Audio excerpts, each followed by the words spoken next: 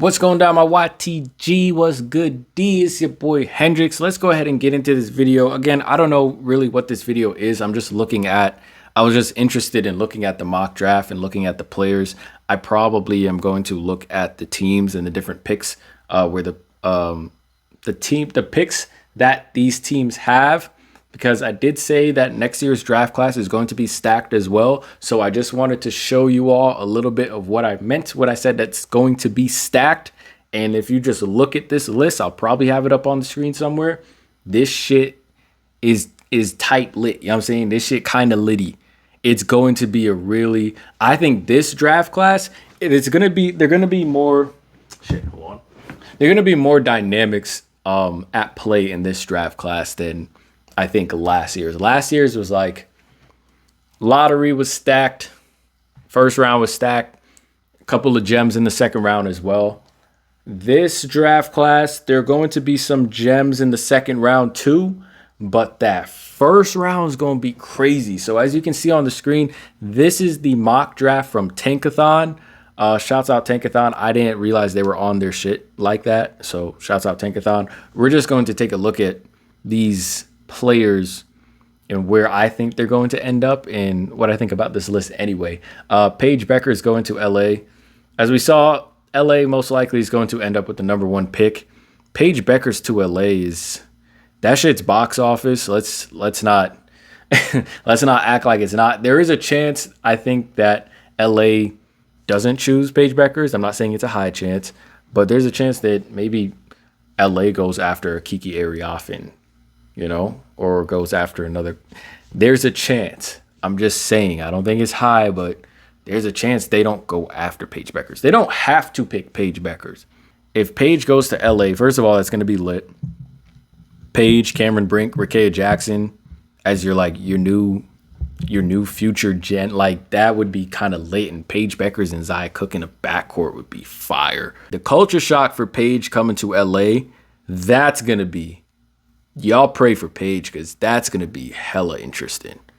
She going to end up being the coach. She go to LA. Golly, that's culture shock right there. She going to get there and she going to be like, what the she going to be there. She going to be like, what? She going to be like, huh? What? That's defense? Where? Poor Paige. Paige, you're going to have to turn it around, shorty. You're going to have to turn it around. The same way how they call LeBron the coach, that's probably going to be your role. You're probably going to have to coach a team too, because Paige times Kurt Miller is just an interesting mix. It's like petroleum jelly and water. Is Kurt Miller even going to be there? We don't know. I'll leave it alone. But Paige is most likely going to LA. I don't think anyone's stopping that. Now, it gets really interesting after that. I think that's the given. Kind of like Caitlin Clark to Indiana was the given. Paige, number 1, is the given. Number 2, again, this might not be the Mystics. There's a chance that this could be Dallas. Number 2, they got Kiki Ariafen going to DC. That would be pretty interesting. That would be kind of cool. Kiki Ariafen and Aaliyah Edwards. That would actually be pretty dope. That's like a really dope future gen pairing. What do the Mystics need? Well, one, they need a healthy Brittany Sykes. They still have Ariel Atkins. They lost Natasha Cloud, so they kind of do need a point guard or someone that could just run the show. Steph Dolzin kind of been hooping. I can't even cap. Steph Dolzin been hooping. They have Shakira Austin. So this would be like a really, really interesting lineup if they decide to go big again and pick up Kiki Ariafen. But I would say that's a front court to fuck with. Like Kiki Ariafen, Aaliyah Edwards, Shakira Austin. And if Elena Deladon does come back, she probably got like 1 or 2 couple of years. So she could help sharpen the young players. That would be an interesting dynamic. Washington is this is going to be really, I think this draft is going to be most interesting due to Washington and what they want to do, because Kiki Ariafen at 2, they don't have to do that. They can, what I do see kind of happening? They could go Olivia Miles, triple double queen, come here and facilitate this entire team. We got We got a couple stars, whatever. They could go Kiki Ariafen at 3, pick up Olivia Miles at 2. I don't. They could. Washington has a lot of flexibility. Depending on what they want to do with their team, I don't know what direction they want to go. I don't. Elena Delle Donne kind of sent the Mystics into a spiral, but in a weird way. Her deciding to sit out for whatever reasons this season got them in the lottery. So now they have 2 lottery picks instead of 1. I don't know if that's a big brain by Elena Delle Donne or that's just her being selfish, but either way, it kind of worked out. Number 3, this is a pick swap to Washington, D.C. as well. They got Anissa Morrow going 3rd. Anissa Morrow's tough.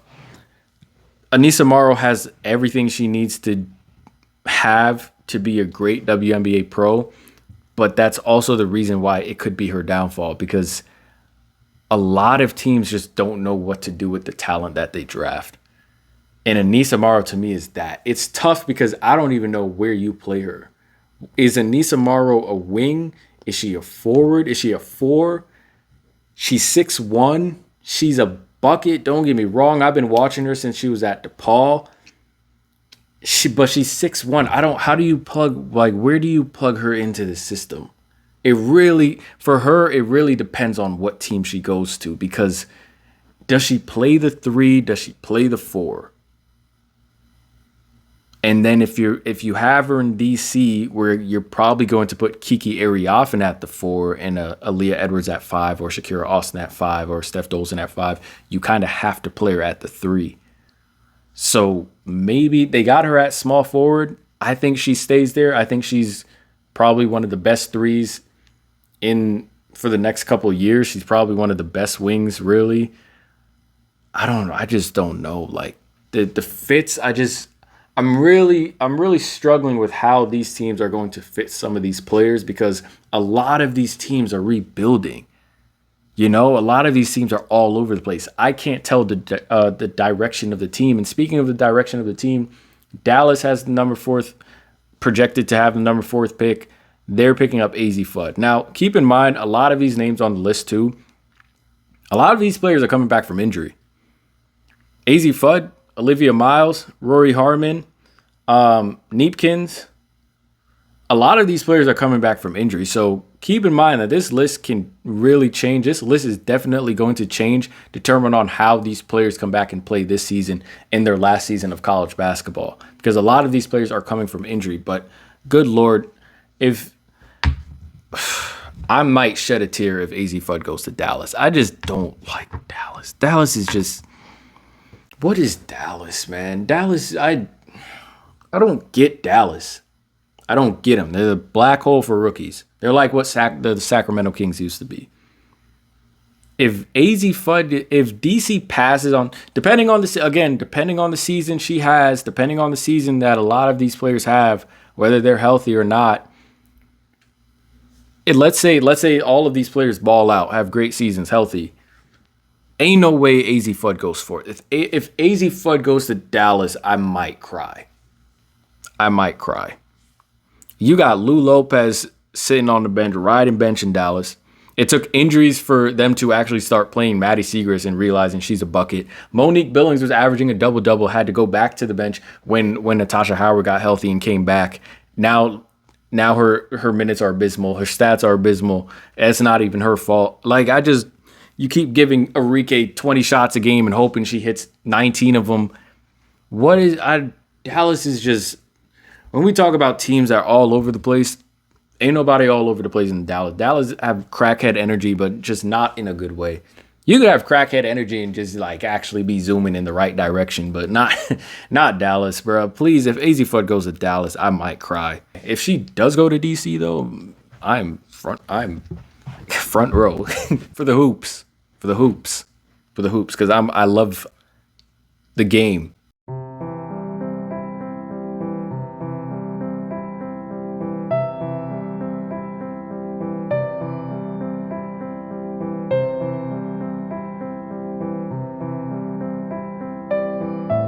For the hoops. I'm front row for the hoops. I love AZ Fudd's game. Number 5, Olivia Miles going to Chicago. Ideal pick for Chicago. Ideal pick for Chicago. They need a guard that can facilitate. They they need a guard that can do everything in Chicago. I'm not gonna lie. But they definitely could use an Olivia Miles type player in Chicago. Facilitate triple-double machine if she wants to. She can help rebounding, adding to the rebounding of Camilla and Angel Reese. That's really good. It's really good when you have a guard that can rebound as well, kind of like Sabrina Ionescu on New York. So you don't just have two bigs in the paint. You also have your guards chipping in. Benaja and Sabrina do that really well. Olivia Miles can do the same thing. They could use her. I'm not sure if she's like a sharp three-point shooter, but they could use an Olivia Miles. They can use an Olivia Miles. Sonia Citron, number 6, Fever. If the Fever somehow managed to pick up Sonia Citron, when you think about it, the teams that are actually rebuilding and look like they're going in the right direction, teams like Chicago and Indiana, it'd be interesting to see who they pick. Because these names, obviously, this is just a mock draft, but I'm trying to, you do kind of have to look ahead with these things. And it's like, where are these teams going to be at the end of the season? How are they going to perform in the postseason? Will they have the same needs next season, beginning of next season, like they do now? So obviously all of that's going to shape up. But Sonia Citron going to Indiana, man, that would be a hell of a cop for Indiana. But they already did pass on Leilani Correa, and I would say that's the same type player. I would say that's the same type of player as a Sonia Citron. I think Sonia Citron is more pro ready. She kind of reminds me of a Lou Lopez Seneschal. And I think Sonia's defense is a lot sharper than a lot of these players in her draft class. I think Sonia Citron might be the most pro ready outside of a Maddie Westbeld, maybe.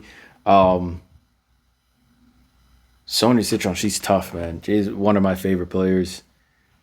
Man, she if Indiana managed a copper, that'd be amazing. That'd be an A1 move by Indiana. Man, we talk about this draft class not being stacked, but bro, the players are crazy. Now, Rory Harmon, she's coming off of an injury this season. They got her going to the Liberty. I'll be damned if we pick her. We got the 7th pick. I'll be damned we pick Rory Harmon 7th. Nah. And it's just no offense to Rory Harmon, but like, again, for some reason, undersized guards, they just don't pan out really in the W. Outside of, Kelsey Plum and, they just don't, I don't know. Like Crystal Dangerfield was supposed to be that one. And like, she's kind of phasing out too. So it's like, I don't think Rory Harmon, I don't think she goes first round anyway. But we have the 7th pick. And let me just say this. Of all these players, because there can be a lot of shifting on, again, it depends on what we're trying to do too. I don't really know what we're trying to do. Again, our team will always be fucked because we don't know where to put Sabrina. And I keep trying to say Sabrina has to be at the 1. So now, do you understand that because we can't put Sabrina at the 1, we don't really know what direction we want to go? Do we pick up a big? Do we pick up a wing? Do we pick up a guard? We don't know because we still don't know where we want to put Sabrina because Sabrina is still out of position. So I don't even know who we pick up at the 7th pick. I want to say I'm not passing. There's no way in hell we have the 7th pick and Maddie Westbeld's still available and we pass up on her. I'm not trying to do that. I'm not trying to say we have the 7th pick and we pass up on a Tahina Pau. Georgia Amore, I couldn't really give a damn about Georgia Amore. I watched Hannah Hidalgo bust Georgia Amore ass. But you get what I'm saying? Like, if we have the 7th pick, we're definitely not going off no Rory Harmon. But what are we going to add to our team? Maddie Westbeld, she's going to be forward. She's going to be behind Brianna Stewart. That'd be kind of cool. That actually would be kind of cool. We could put her. She is a power forward, 6'3". She can play a little. I think she could play a little wing too. We could put Maddie Westbeld at the wing at the 3 position. That would be tough as that would be tough. But again, if she's at the wing position, but Nija's most likely at the 2, Sabrina's at the 1. Again, we can't do anything until Sabrina's in the right position, bruh. Whatever, man. Going to number 8. The Aces having the 8th pick in the 2025 draft class, again, is not fair. Remember, they did draft Liz Kitley last season and Kate Martin. That shit not fair. I think, however, they got Tahina Paopao going 9th to Seattle. That would actually be pretty dope. But I don't think Las Vegas passes up on Tahina Paopao. I think they got their eyes set on a Tahina Paopao. I don't think Tahina Paopao goes this low in the draft either. Like 9th, maybe she goes, I think she goes, maybe 9th or 8th. Actually, yeah, she's probably in the right position. But I think Maddie Westbeld goes a lot higher. But Tahina Paopao, I think the Aces got their eyes set on Tahina. 3-point shooter, pro ready, can command the team, can run the guard position. Kelsey Plum can play 1 or 2, have her wherever. But Tahina Paopao, if anything, the Aces want more 3-point shooting so they can space out players around Asia Wilson, Megan Gustafson. I think the Aces got their eyes set on Tahina Paopao. Someone has to disrupt that. We can't let that happen. I'm not worried about Georgia Amore going to Las Vegas. That would be actually kind of fun to watch, even though I'm an Aces hater. That would be kind of fun to watch, Georgia Amore. But Georgia Amore is limited, and I'm not going to say what it is, so I wouldn't be freaking out if Georgia Amore went to the Aces. But Tahina Paopao on the Aces, Lord help everyone. Defense and 3-point shooting and point guard ability, that would scare me. You know what I'm saying? So yeah, Georgia Amore projected to go Aces. Tahina Paopao projected to go to Seattle. Number 10, Gianna Neepkins. It's funny. I was watching a couple highlights on Gianna Neepkins the other day. She got hurt last season, kind of early on in the season. She cool. She cool. She got pro ability. I like her pace. I like that her pace is like slow. It's kind of like a Luka Doncic-esque pace. She don't have a left hand. I can tell you that. Not a left hand, but she don't like using her off hand. I can tell you that after watching her highlights. But she's tough. I don't think she goes over Maddie Westbeld or Ayoka Lee though. Again, I know these are just projections, but her number 10. Maybe late first round, but yeah, she cool. Like, she's good. Again, it depends on the team, whoever's going to pick her up. She cool, but I can see her dropping to the second round. I'm not going to lie. Number 11, you got Maddie Westbeld, and then number 12, you got Ayoka Lee. These are 2 players that I think are going to be way higher in this draft class. Maddie Westbeld is probably the most slept on big and one of the most slept on players in college basketball right now. Again, I did my video on these players. Go watch Maddie Westbeld. She's tough. Follow her this season. She's actually great. Ayoka Lee, I think she's projected late first round too, because she just doesn't play like, I want her to establish herself, bro. She can be one of, if not the best big in the country next season. So if Ayoka Lee establishes herself, if people actually wake up to the great talent that is Maddie Westbeld, these players would be a lot higher in this draft class. These names are going to move around according to injuries, according to performance, according to what these teams want. These players are all going to move around. It's really going to be interesting. But let me tell you something. We haven't even talked about Layla Felia. Layla Felia could be in the first round. We haven't talked about Haley Van Lith. I know people keep disrespecting Haley Van Lith and keep trying to say that she's not a first-round pick. Haley Van Lith is a first-round pick. If you have Georgia Amore in the first round, you can have Haley Van Lith in the first round. But again, that's going to depend on their performance this season. But Haley Van Lith could definitely be a first-round pick. I think Layla Felia could be a first-round pick over someone like a Gianna Neepkins. But yeah. This is going to be a stacked draft class. This is going to be a really, really, really interesting draft class. And don't forget Raven Johnson as well. The draft class is going to be crazy. I think for true WNBA fans and even for casual WNBA fans, keep your eyes peeled after this college season. Because once that college season momentum rolls over into the WNBA draft, people are going to understand how crazy this draft class is going to be. Okay. But that's just me looking at some of the mock draft, looking at some of the players, the teams, the picks. Let me know what you all think about it in the comment section. Who do you think is going to move where? Let's just say everyone has a full strength season. Who do you think is going to be where? Let me know in the comment section. That's going to do it for this video. I'm out of here. Take care. Stay safe. Stay blessed. Peace.